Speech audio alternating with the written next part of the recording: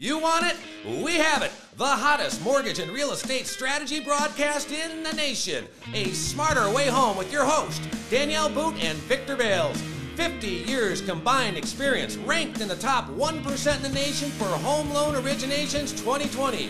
Promise to expand your knowledge, utilizing creative mortgage financing and home buying strategies. Build a bridge for a better quality of life. Get your brain cells firing for a smarter way home. And welcome to another episode of A Smarter Way Home.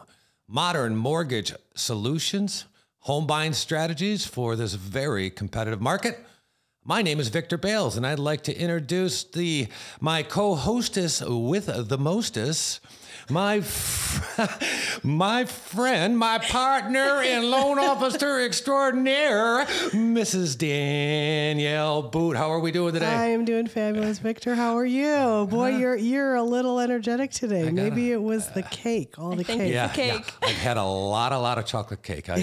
My birthday was yesterday, and I am chocolate caked out. I think I've had about 3,000 calories in chocolate cake. It's unbelievable. But I am glad I am here. And today we have kind of a different type of show. And Danielle, what do we have for us today? So it is my pleasure to introduce to you today Laura Boote. First, she is my daughter, so we're super excited to have her on the show. But we've brought her aboard for a couple of reasons. Laura actually has been working for us at the mortgage company for almost a year. She is a full-time college student at Cleary University in Howell, studying business and marketing. And when she joined our team last year, she kind of brought a unique perspective to the team. She's been working in retail. She has a tremendous background in social media marketing and influencing, and really knows a lot about things that I have a hard time keeping up with these days, if we want to be at all honest. She also started her own business 2 years ago at the beginning of the pandemic during the shutdown. She came to me and said, "Mom, I want to open an online boutique. And since I'm doing school from home and I can't work because, we're shut down," she goes, "I think I want to do this." I said, "Go ahead." So she built her little company from the ground up, still operates it very successfully. But for the first year and a half, she actually ran an online boutique selling women's clothing, all organic from social media. She did extremely well. In fact, it shocked us. What was your biggest order day? Oh, I don't know. It was upwards. Remember how many units? I remember the package counts. The package count was a lot, but I want to say it was close to like 70 units of 70 orders in one day. And she was, again, this is early on in the pandemic. She was home and we were like, you had 70 people show up on your website and order clothing, and she was shipping it all over the world. Mm-hmm. She opened it up to multiple countries, and it just kind of blew my mind to go, at the time, what were you, 19 years old? Mm-hmm. Yeah, 19. A college student who is, stuck at home because of the lockdown, and just opened up a business. She did all her federal paperwork. She did all the state paperwork. She got her sales tax license. All in the matter of within a week or two, you had the whole thing set up. It was about a week. Once I had talked to you about it, I was like, all right, let's do this. Let's do this. Yep. And all she did was have me double check some of the paperwork for the IRS stuff. So let me get this straight here. So what we have is a young lady who started an online business with clothing. You came in to work with Mom and started getting into the mortgage business. Me and your mother have a lot more experience in the mortgage business than you, but you bring the youth and you bring some ideas of all this online marketing, and you're going to try to help out your mom in the mortgage side of social media, correct? Mm-hmm. So explain from the beginning, well, what is this online thing? How did you get started, and how do you see this playing effect in building your mom's business? Well, it was definitely interesting to start a business, A, during the pandemic, and B, by myself, and, get that all up and running. But that kind of really showed me what you can do with social media and how much traffic you can bring into something. So that kind of turned into me marketing for other brands. So now I have a following of me personally, and I use that to get other companies orders and things like that. And what I learned from social media is there is a following and an audience for literally anything. I mean, anything you put out there, there's going to be people who want to see what you're doing, which directly translates to the mortgage industry. Okay, well, you brought up, and I hear this word around the office, influencer. Explain to me what an influencer is, does, and how that can affect one's outcome. So an influencer, to put it lightly, it's somebody who people are influenced by. I mean, that's basically what it is. So for me, I post my outfits. I post them every day, what I'm wearing. And so that grew me to 58,000 followers on TikTok, and then 8,000 on Instagram, where I share just other outfits, and people want to buy the things that I'm wearing. It's basically just exposure for brands. Okay. And you can do a lot with it. I mean, there's influencers who make millions of dollars from brands and commission and things like that, just from their audience. And what? So that's TikTok and Instagram. I mean, that can be anything. TikTok, Instagram, YouTube, Facebook. Yeah. I mean, I thought Facebook was for the old people like me. Isn't it? I mean, it's just a different audience. Okay. So, I mean, like I said, there's an audience for everything. So Facebook is a great place to market. It just depends on your audience. So my audience being mainly people my age and younger and a little bit older, I don't use Facebook as much, but depending on the audience, Facebook is really helpful.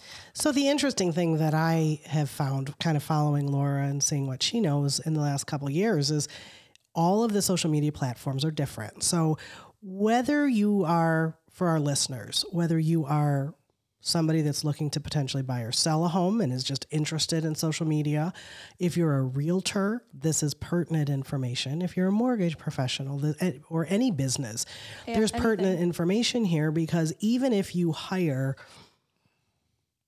a company to do social media or for you, there's a lot of detail there, and it changes very frequently. So even how we utilize Instagram today is not exactly the same as what it was 6 months ago, because Instagram changes. And if you don't stay on top of it and in front of it, what you're doing could be very ineffective. But we know that consumers are in these places, and consumers know that they're being advertised to on any social media platform, but they look at things in a more, I think, socially friendly manner. Would that be a good way to describe it, do you think? Yeah, I think so. Because they take it less invasive as if you're watching, a football commercial game. Yeah. Okay. Because I mean, like for me personally, I comment back to every comment I get on a TikTok. If my TikTok gets 2 million views and there's 400 comments, I respond to every single one.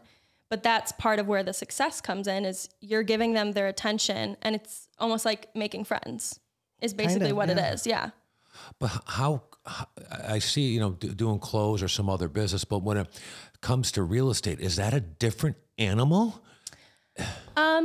Real estate mortgages? I mean, any business and any industry that you're marketing on social media is going to be a little bit different. The way I show off clothing is not going to be the same way I show off a mortgage, but it's definitely still useful. I mean, one example that I will share is I love looking at houses that are for sale and apartments and different things like that. I follow realtors on TikTok in New York and Texas, because their videos are showing off the real estate that's out there, and it's entertaining to me. But what's interesting is, one, I mean, if you market it right, you can create a huge audience, but the way that social media shares things is location based. So not everybody that's going to see your video is in New York, but there's some people who are in New York and they're going to see that video and they're going to want to go through you to get that apartment that you're showing. So it's different, but there's still a market, and you can still be successful with it. Well, you said entertaining. I'm looking for a home. Am I looking for entertainment? What makes something stick out in your eyes that says, oh, I'll follow that person, or that's important? Because I've done, I like to do war and peace videos, long, I guess, lectures and trainings, but obviously people get bored with that amount of time. What do you recommend, and why do you look for entertainment? How does that affect you? Well, I think what I recommend changes based on the industry. So like the videos I make, they're 7 seconds videos of what I'm wearing. And that does well for me. It also depends on the age group. So when you're looking at the younger audience that you're trying to market to, we have a very short attention span. So if you don't catch us in the first 2 seconds, I scroll. I mean, when I'm scrolling through TikTok, it's quick, because if it doesn't catch my attention, I'm not going to give it my attention. So I think that's one thing that you have to be aware of, is to make it entertaining, you have to know who exactly your target audience is. Okay. But one thing is a hook. Within the first 2 seconds of a video, you want to tell them what you're sharing, and you want to tell them what value you're going to be giving them. So my videos start out with what I'm wearing today. That's the caption. That's the title that they see on the video. So they know exactly what they're going to get, and they either stay or they leave. So that's the same for any industry, is just catching their attention and knowing who exactly you're marketing to. Okay. So, how often would one do this? Because I don't know if I can come up with an entertaining video every day about the mortgage industry. I mean, it definitely can be challenging. And obviously social media for me, it's fun, but it's not my main source of income. So I had to learn how to fit it into my schedule. Once it started to take off, I was like, all right, well, how am I going to keep up with this? Well, one, sharing my outfits every day, 7 seconds. That's quick. But I do something called batch shooting content. Okay. So I did it this past Saturday. Every couple weeks, I go out and I pick 3 to 4 outfits, maybe more, depending on what I have going on. And I go out and I spend 2 hours taking pictures in those outfits. Okay. Then for 2 weeks, I don't have to take pictures. Oh, so you're not posting every day. You're posting, one every 3 days, 4 days? So it's TikTok I do every day. I do multiple videos a day. Instagram, I post 3 times on my feed, and then I post reels every day. Okay. So it's kind of, you have to come up with an Instagram strategy, or any strategy for that matter, that works for you and for your audience. Okay. So it's very tailored to who your audience is.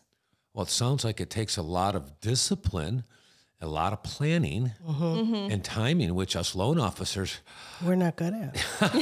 That's why we hire the younger generation to come in here and, All I know is I hear this TikTok thing, and I go, I'm ticking, I'm talking, I'm trending, I'm rocking, I'm ticking, I'm talking, but I have no clue what the hell it means. Why is TikTok so much different than Facebook? Everybody's TikToking, and I'm missing out on something. Well, there's just, everything's on there. I think that's a big part, is people have moved away from Facebook. You have a larger age group on TikTok. I mean, you get kids that are 8-year-olds on TikTok, and then there's people that I follow that are 55 and up that are on TikTok because they just started doing it. They like doing it. They kept doing it. So I think there's just a huge Is it TikTok just videos? It's just videos. Just videos. Short videos. Oh, short. But you're not talking on them? You can. Okay. Yeah. So, I mean, you can talk. You can do a voiceover. You can music. Well, I'm guilty because I watch some of these videos and I go, and then I say, oh, it's a TikTok video. Well, that was kind of cool. So you're TikToking and you don't even know it. He doesn't even know it. But I don't know how it pertains to buying a home or getting a mortgage. Well, for anybody out there, when you're thinking about marketing, you have to look at the platforms where people are. So what you would do on TikTok as a loan officer or a realtor is going to be different than Instagram and very different than Facebook. Mm-hmm. Yeah, and it just depends on how much you're going to utilize it. Well, let me ask you a question. So would you use TikTok as a channel to express your personality, and if they like you, maybe they'll come over to your Facebook business page or something? Or Yeah. So, I mean, a lot of the people who follow me on TikTok, if they like what I'm posting, they follow me on Instagram. So it's kind of the same for anything. When I think for this industry, I think you're selling your personality and you're selling your knowledge. So you're really, I mean, and that's kind of for any influencer, you're selling your personality. Right. If they like your personality, they're going to buy what you buy, or they're going to get a home loan from you. So that's basically the simplified terms, is you're selling your personality. wow. So in the exciting thing, I mean, when I started talking to Laura a couple years ago, and honestly, I never wanted to get any of my kids in the mortgage business. I'll be very frank. Or my kids. Look at us now. 32 years in, we've been the ups and downs of the economy, but at this point in my career, you know, I've built a business that's big enough that I need a team to support me. And I told Laura a couple years ago, I said, do you want to sell blue jeans for a living and make, you know, retail, for instance, is very hard, difficult hours, low wage scale. People throw jeans at you. People throw jeans at you. The stores get robbed. The management companies don't let you call the police while your store is being pillaged by it's really not fun. A small gang of TikTokers. People, yeah. no, shoplifters. You know, and then to be honest with you, and then during the whole shutdown, Laura, the store that she worked at, she had to police the guests coming into the store, masks and the whole 9 yards. And I just said, that's look, a can of worms. That's what I'll say. A huge can of worms for barely over minimum wage. And I said, I literally told her a couple years ago, I said, I don't want you arguing with full grown men about wearing a mask into the store, because all somebody has to do is backhand you. Yeah. You know, and I'm serious. This was the concern mom moment. We had multiple conversations about this. So I started to share with her. I said, here's what I see as an opportunity for you to join the mortgage industry. So she's been with us almost a year. We worked under Kelly and I as a loan officer assistant, learning the back end of the business. She's also helping with marketing and social media. And her goal is to eventually become a loan officer. You know, while she's a full-time student in school and working full-time, I haven't had her jump on board that wagon yet, but she will, you know, personally in the next year. And what I told her is, if you're going to build your brand, why don't you build your brand in something that can take you somewhere? And she did see the value of it. And she finally came to me, and it did take a while. Yeah. I mean, at first I was like, heck no. I was like, there's no way I'm doing that. But then slowly, I mean, you're helping people. Well, and I like that. And you've had these followers now for how long? Year and a half? Probably like a year and a half. It's a newer thing. And so now, as you're breaking into the mortgage industry, are you tending to taking and talking a little bit about the mortgage to bring them over to likes and introduce your mom and have them cross over to that element if they ever need a mortgage? How do you do that? How do you transform? I mean, I haven't yet. I mean, not very intensely, but part of the reason people like to follow me is it's a more realistic lifestyle. So when you're following an influencer, they don't work a 9 to 5. So they can, you know, put on a bikini and go to the beach and that's their day. I mean, they're still working sometimes, but that's their day. For me, they know that I work a 9 to 5. So I have a lot of people who are like, I just started an office job and now I have all this inspo for outfits. So it's slowly been brought in, but it's definitely something I'm going to start bringing in more, but you got to learn how to do it right. Cause you don't want to just, you don't want to completely switch the content. That's what we've recently discussed though, because I said to Laura, first of all, I want her to represent our team brand. I want her to start getting out there. So we're kind of working on building that idea to say, okay, how do we pull social media into the mortgage business a little bit differently? Because there's a lot of space for it, I will say, because I think sometimes people look at it and they go, okay, well, how am I going to sell a home loan on TikTok? Like, I think that's the most common thought process on there. And there's not many people who are doing it, but the ones who are doing it really well. Well, no, but this goes back to what you said, you know, we're not selling a mortgage, we're selling a lifestyle. Exactly. A lifestyle. And if you can connect that lifestyle with your outfits, and hey. And information. Yeah. Exactly. You know, how do we get the information out there to consumers? You know, I want to cross over to that ticking, talking, and all that stuff there. But, you know, I've been so set in my ways. I'm so afraid to try something new that, oh my God, it's just going to tear the fabric of my life apart. And I think a lot of people think that. Oh, well, yeah, but I see it also as an opportunity, because if I'm kind of apprehensive about it, that means 99% of the other loan officers out there are too, because the average loan officer age is what, $1.4 billion or something like that. I mean, we're old. I think it's over 50. Oh yeah, it's late 50s. I don't know where it is right now, but a couple of years ago it was like 58 was the average age of a loan officer. I'll go get licensed and pull that down for you guys. Yeah. Well, there's your advantage, because a lot of people your age may not want to work with a loan officer that's from the old school. And we need the younger people with the bold, younger ideas. But yet you're going to have the knowledge. Exactly. And there's definitely a huge market for that, because most people my age in this kind of industry are realtors. That's where people younger are usually real estate agents. What did you just say? You said the younger people are realtors that are in your group or your following? So like most of the people that I see that are promoting real estate on like TikTok is they're younger. Yep. Most of the loan officers are older. So that's a huge market, is there's not many young loan officers. So it's a huge selling point for people because it's more relatable. Okay. Because, you know, when I finally do, you know, meet with a millennial, a younger person, they finally come in, they state, well, I've tried to research online and they never teach you this. You know, how do we get that message to where they'll actually listen to that message? That could be very powerful to get those small tidbits of nuggets. I mean, it definitely is. I mean, that's what your content is. I mean, it's. What are the questions that buyers are looking for on the internet? I mean, they don't teach you anything about the home loan process in school. Nothing. But when you talk about, it's got to be quick, it's got to get your attention. If it's not there in 2 seconds, I'm gone. It's hard to explain what a mortgage is in 2 seconds and keep somebody's attention. It definitely is.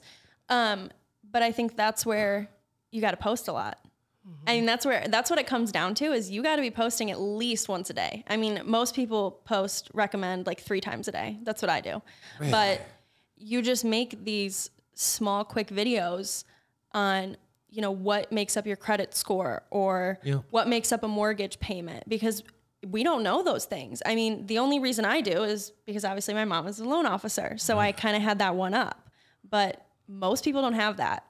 Because I've tried to post this stuff for years on Facebook, and the War and Peace long ones are the quick little tidbits. And I have a very difficult time building the audience, you know, into the thousands like you've got. I may have hundreds or maybe 1,000, but you know, I really want 50,000. How do I get 50,000 likes or people say, hey, you guys okay? Well, I don't know if you'll get that on Facebook, to be honest with you. I mean, you could, but I think Facebook's a lot harder. Well, these days. like you mentioned, social media is always changing. And it's this lovely word called algorithms. They're the bane of my existence because they literally change every other week. It's kind of like my wife. Hell of an algorithm. So it's really about learning the algorithm for that platform. Facebook is really hard to have something go viral. What goes viral on Facebook has already gone viral on a different platform. Really? And it's reposted. Yes. And what does viral mean? Viral, I mean, that's just when your video gets a lot of views. I mean, I would say if somebody's going to consider something viral, it's usually over 1 million or like over 500,000 views. Have you ever gotten over 500,000 views? Yes, I have like 3 videos with 1 million, 2 with 2 million, and 1 with 3 million. Wow. Yeah. How old are you? 21. My God. Yeah, it's a little weird. And that's free. You don't pay for that either. So Laura went to Target yesterday. Yeah. Last night she runs to Target, grab a couple things, and comes home. And people recognize her. Yeah, I've had it happen twice. Well, and then one of the photos she posted, last year? She actually took photos in our neighborhood on the street in front of our house. And you couldn't really see any of the houses, but there's a wetland area near the street. So really that's all you saw a picture of. Well, one of our neighbor's daughters is a college student. She's also into influencing. But we had never met. We've never met her. I met her parents once after they moved in, but she was actually in New York? Yeah. On an internship or something. And she was in New York and she saw my picture. And we were like, she was like, oh my gosh, I live there. I know where you are, you know? Yeah.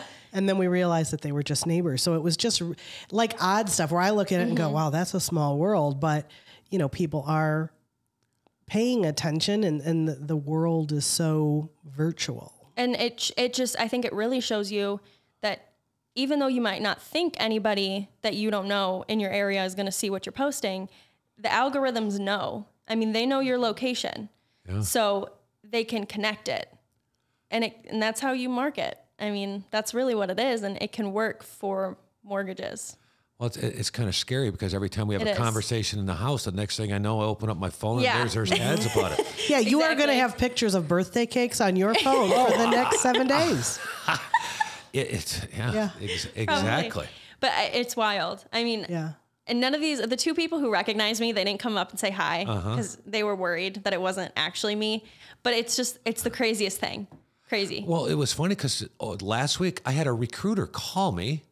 And I'm on the phone with this recruiter. The next thing I know, his videos are showing up on my feed. Oh my gosh! And I'm thinking, how the hell do they know that? Yeah. Is it my phone? Is it the phone? Is it doing what they do? Yeah. Exactly. Yeah. That's how they get you with the marketing. It's influencing me. It is influencing you. Either in a good way or a bad way. Yeah. So an influencer. So you have a big following. I'm actually considered a micro influencer. Micro. Yeah, micro. That's tiny? That's a tiny influencer. Yeah. And you got 58,000 followers and you're a micro? But here's what's interesting that Laura shared with me, I don't know, a couple months ago. The micro influencers actually have a higher return. A higher engagement rate. Which is better for brands. Right. So more people are likely to buy something that she shows on her page than the major influencers. It's like going to a private college to get that one-on-one. Exactly. I mean, that's what it is, because the bigger influencers, it's harder for them to make such a connection because it would take so long to respond to all the comments and everything like that. Well, I must be a hell of an influencer because I got one follower. You got a lot of influence, Vic. And it's my kid because I pay him to do so. Exactly. I was going to say, what's his last name? What's your one follower? We need a fact check on that one follower. I follow myself. It's his personal and his business following himself. Chocolate cakes. Oh my God. I didn't realize how far out in left field I have become, because that's just unbelievable for a 19-year-old kid, to have that many followers just using a phone. It was 2 years ago when she started shipping products from our home. Even the mailman asked, what you guys doing here? Because she had so many products going up and she would ship with the U.S. Postal Service. And unfortunately, our mailman retired because we loved him. But he was like, he literally said, I'm so proud of her. He did. He left me a card because it was during quarantine. And I mean, every day he'd come and I'd have like boxes for him to take. So of course I felt bad, right? Because everybody else just has maybe a piece of mail. So I left him a little goodie bag of like snacks and drinks, and he left me a card, and I still have it. He left me a card saying how proud he was of me, and it was the sweetest thing. Yeah, he became a really good friend of ours over the past couple of years, but it was just cool to see. You go, you know what? You can take an idea, and when you look at like a show like Shark Tank, I mean, in these days, if you really look at where the business is growing and the industry is growing, there are literally, what's exciting about our times right now, of all the crazy things going on in the world, is that in America, you can still come up with an idea and build something, And I tried to, I think you and Maya and I chatted about that when we talked a couple weeks ago about the kids going to school. And, I've had the same conversation with my son who's in college, who's a little undecided on, does he stay on his path or is he going to change something? And I said, look, we don't know where the job growth is going to be in 5 years. Mm-hmm. You know, you and I, Vic, came from a generation where we kind of knew, right? Or we knew or we didn't know, but you knew what jobs were available, right? You could go into healthcare, you went into manufacturing. We were in Detroit. Everybody went to one of the big three. We gravitated to a job or something of that nature. But we're literally at a time with these young adults that we can say, go out and dream it and do it. We could have jobs that we need in 5 years that we don't even really know about. The industry's today. not even here yet. The industry's not even here yet. And you go and look at, and obviously we know retail is struggling in the last 2 years, nationwide. Well, it's worldwide. redefining itself because people are still going to buy clothes. It's just how they buy it. Right. Is I mean, one of the biggest shocking things to me, and I'm a big online purchaser and I have been for many years, but I've never liked shopping. So that's just my thing. Like if I go shopping with Laura, I'll be like, okay, yeah, we'll go and we'll have fun. But if don't make me go shopping, particularly by myself. I just don't even want to go. But in our stores in this area, the merchandise is not coming back. I mean, you cannot walk into any of our local stores and you go, the shelves are bare. The clothing racks are not close together anymore, right? They're like 20 feet apart. And you go, okay, if the retailers want people back in the stores, yet they're not going to put the merchandise there for whatever reason. Maybe they don't have the merchandise, right? It's stuck on shipping containers somewhere in the Pacific Ocean. I don't know. Well, I don't know what's happened to everything, right? We really don't know. We think we know, but maybe we don't. I don't know. But you kind of go, okay, we just don't know where the products and services are. And who would have thought 10 years ago that there would be a Prime truck, an Amazon Prime truck in your neighborhood every day or multiple times a day? You know, when you look at that whole thing. So you look at it and go, there's just so much out there. Think it, dream it, believe it. There's so much you can do with it, and it can apply to any industry. I mean, how do we think that car buying is changing as we speak? Yeah. Online, the whole experience. I never thought in the world I would consider buying a new car online. I know. But I've bought so many, and now, it's coming with full warranty. Who cares? Why not? Exactly. Exactly. It's crazy. You know, I feel much more safer that I would do it online. Right. I guess I actually do, because I'll look online up at the dealership. Yeah, give me that one. Yeah. You know, give me the best. That's how I have found all of my cars for the past 5 or 6 years. Honestly, the first car that I bought online was on eBay. Back in 2001, I bought a used Ford Expedition that I found down in Kentucky and bid on it online. My husband Jim thought I was nuts. And our kids were little, like Laura was a baby. So I had to get Jim a one-way ticket, flew him to Kentucky. Pick up a car. The car was on a dealer's lot. Right. So I sent him down there. I knew what the vehicle was worth, Blue Book, you know, and I said, well, if it's in good shape, here's a check, buy the vehicle. And he drove it back. And that was a week before 9/11. He almost got stuck. He almost, you know, when the whole airline industry shut down, that was the first vehicle I bought sight unseen, used of all things.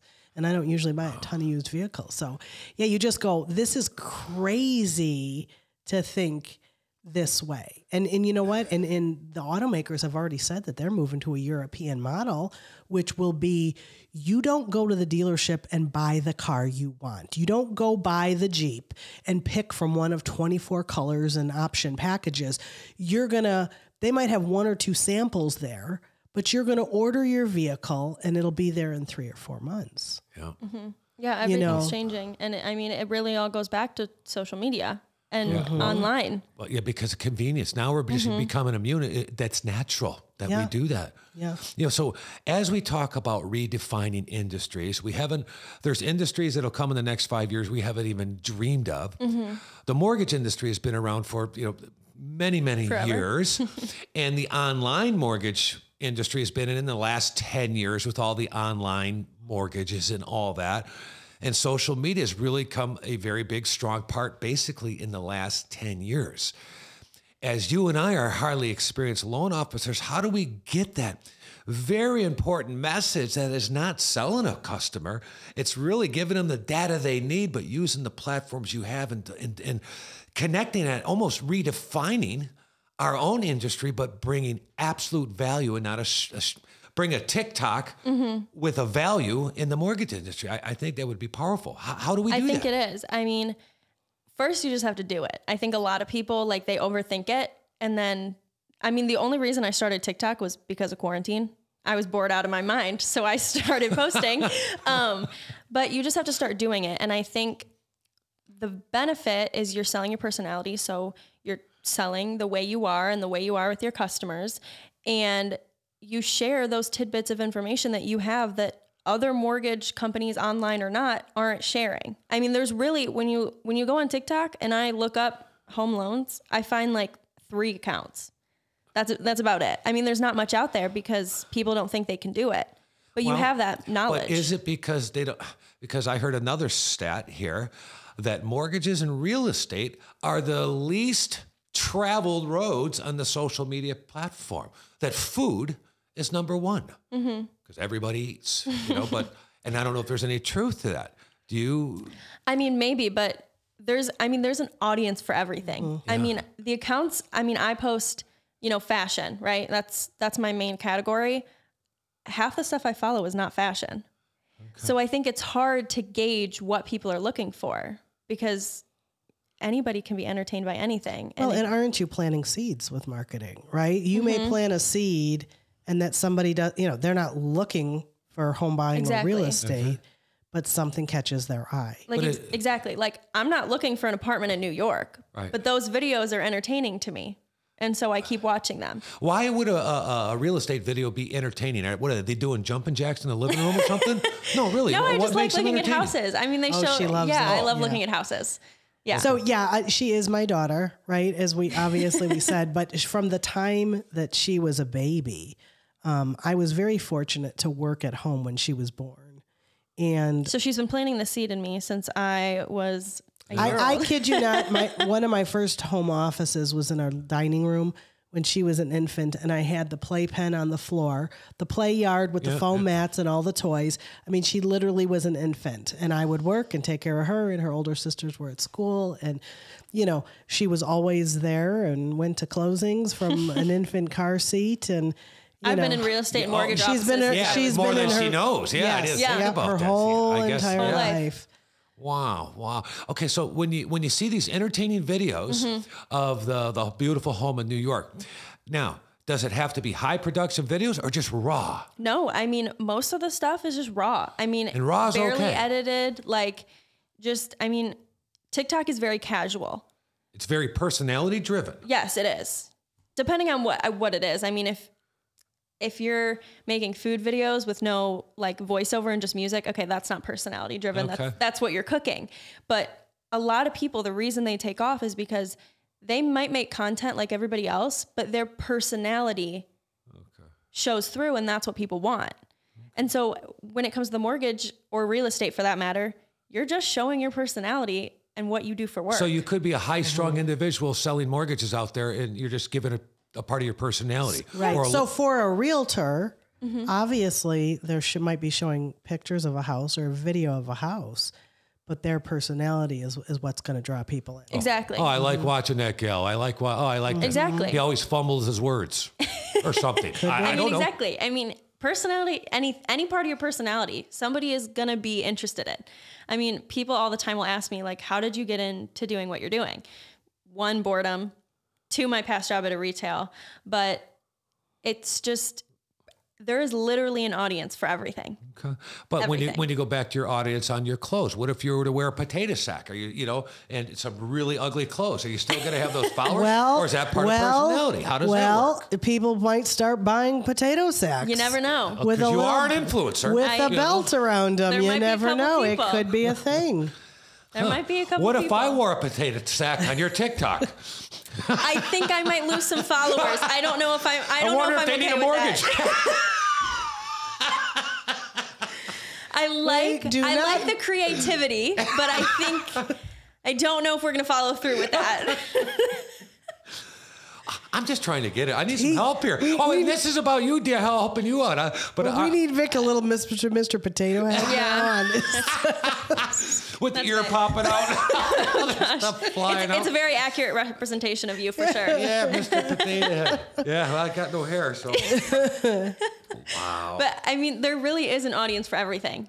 And I think that's what people need to hear in this industry, because I feel like people are, I mean, there's some realtors and mortgage officers that won't even post on Instagram because they just don't think that's where they should be, but you should be everywhere. I mean, we're your too face busy. should be everywhere. We're always so busy. We don't have time to social media because we got other things going. But I mean, that's where the But not really. I think it's a huge excuse, so we just don't discipline ourselves. Correct.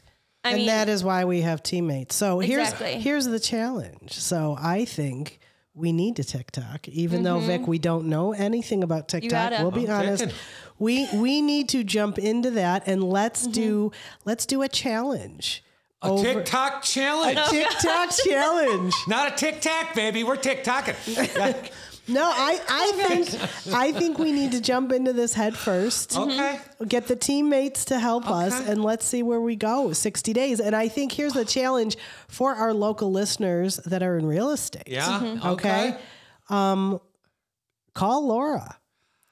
Yeah. Okay. If you have questions about your social media and what you're doing and how you're doing it and want to get an opinion, give us a call, and Laura would be happy to give you an opinion. Because this is all I do in my free time. I mean, you can ask her. On the weekends, all I do is shoot TikToks for brands, go out and take pictures. I mean, it's my hobby, but it's a fun hobby. It's a fun hobby. So I have a lot of notes on algorithms and all that difficult stuff that people usually don't want to dive into. Well, in our business, Danielle and I have always taken the philosophy of that we want to help people, help agents build their business.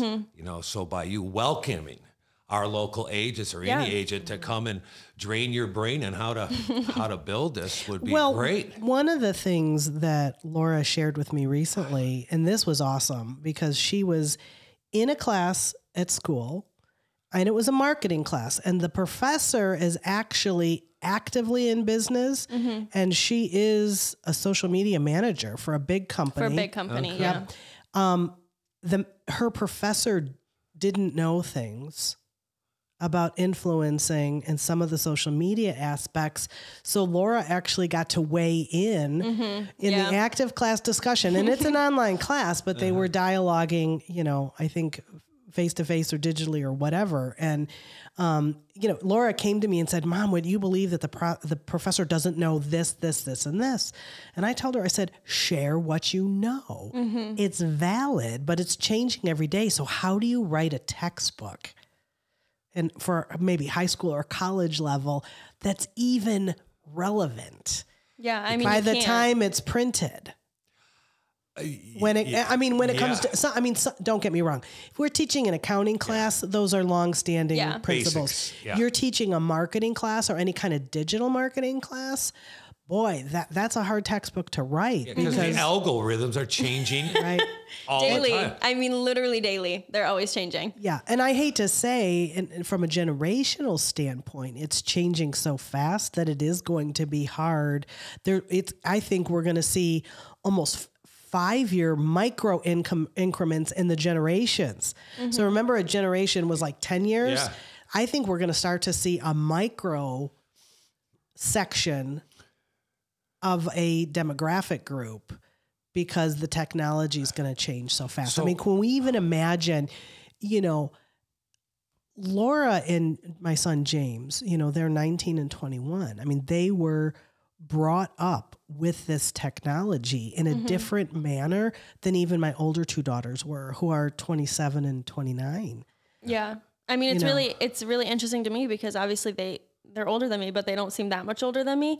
But once I started all of this, I mean, I had to explain to everybody but my brother, how it wasn't the way it worked because he got it, but it wasn't what everybody else grew up with. Well, Danielle and I, when that whole technology came, it was passed on to it. We had to inherit it. You were just brought up with it. It was part of your DNA. So it just becomes so much more natural. But I like what you said about these 5-year increments because it seems like I need to understand the basic principles. The rest of it's going to change. But if I don't keep up, I'm going to be out of the mix in 6 months we're gone in this whole social media thing. Yeah. Yeah, That's it's a lot kind to of the keep way up it with. feels like, to be honest with you. I think so. I mean, even for us influencers, I mean, it's a lot to keep up with because we constantly have to watch what's coming out and what's changing so that we can change what we're doing to keep being successful. You know, and then as I see bigger mortgage companies, just bigger companies, the bigger the company, the slower the change. You know, we're kind of a mid-size kind of, we can change. That's the advantage we have. You just have to get your running I'll get shoes everybody on. TikToking. Yeah. But I like this whole challenge thing. We can use this podcast as a marker. To She's see already got a TikTok account, so we where just got to go get some videos. to be, I didn't know I had a TikTok you know, and account. we should You have a schedule TikTok another account. one in 6 months to see how many mortgage followers you got and how me and your mom have done on the TikTok challenge. Okay. Yeah, Well, we I can think do we that. need to check in every 60 days. Yeah. Okay. Yeah, we can almost have a certain segment. Yeah. Yeah. Smarter Oh, I way. get my own segment. Yeah, a smarter way home technology segment about teaching the old dogs the new tricks here. And I mean, there's so much to learn, but it's so valuable. I think sometimes people think it's only for younger people, and it's not. And I think changing that mindset can make you more successful. Realizing that there's so many age groups on here that you have to get into all forms of social media. well, I like the idea that this TikTok could be a way we could teach and actually have fun. It is fun. There's so many fun trends that are easy. I mean, people Trends. just make up these trends literally What is like a in their trend? bedroom. Give me an idea of a trend. Okay, so a trend is like if a song goes viral, right? Yep. So a trend starts with a viral video. So somebody makes up a dance to a certain song. That gets 20 million views, and then people start doing it. Does it have That's to be to a trend. certain song or just... No, it doesn't even have to be a dance. It can be anything. Could I do my end zone dance thing and start a trend? I mean, you could, but people have to like it. Oh. In a potato sack, maybe? You know what? That might get it. That might do it. Well, what was the big one last summer? What was that one song, the country song that came out? Oh yes, Fancy Like. That was the trend. Yeah. There was a country Really? song. Okay. Yeah, I mean, there's But a see, million okay, trends going on so at once. we need to start a trend. We need to be trendsetters. I'm a That's very trendsetter, hard, baby. but we can try. No. So listen, we'd go back to the 80s. Okay. We pick a song from the 70s or the 80s. I wanna that rock. Nobody thinks it's going to be a trend, and we bring it back. I like a challenge. So Throwback.